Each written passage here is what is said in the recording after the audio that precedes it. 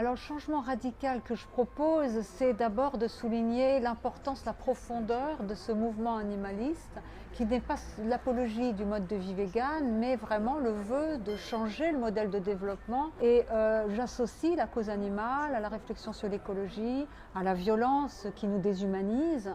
Et donc l'idée, c'est d'avoir des stratégies à moyen terme, court terme et long terme, en travaillant de concert avec les autres, tous les acteurs, y compris ceux qui exploitent encore les animaux. Donc c'est radical au sens où ça prend les choses à la racine. Il y a de la suppression de certaines pratiques violentes, et puis il y a des mouvements en tout cas des propositions du moins visant seulement l'amélioration dans un premier temps. Et politiser la cause animale, ça veut dire faire en sorte que les intérêts des animaux puissent entrer dans l'agenda politique.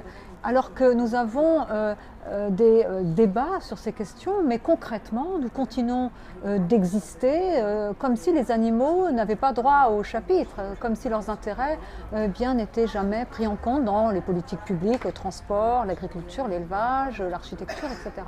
Et cela suppose trois choses. À la fois, montrer que cette cause-là, la cause animale, est une des finalités du politique, qui n'est pas seulement un jeu entre nous humains, mais concerne également la nature, la prise en compte des intérêts des animaux. Donc ça affecte la manière dont nous construisons et définissons le politique.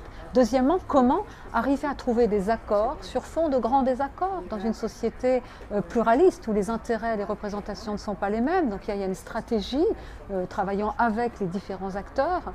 Et puis troisièmement, l'éducation, le volet économique d'innovation dans la mode, l'agriculture, rendant facile et plus agréable la recherche de solutions et d'alternatives à l'alimentation carnée. Et puis l'éducation des enfants. Donc ces trois volets sont également importants et contribuent à politiser la cause animale afin de réduire l'écart entre la théorie et la pratique.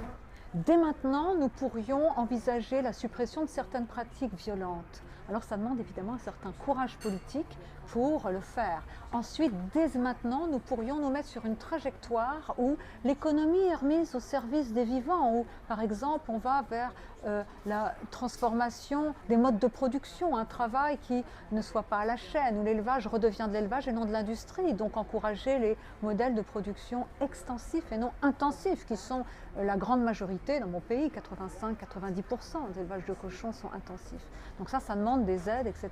Et ensuite également contribuer à rendre plus facile pour les individus, bien justement la recherche d'alternatives aux produits animaliers. Donc innover sur le plan de la mode, de l'expérimentation et de l'alimentation. Donc c'est au niveau culturel.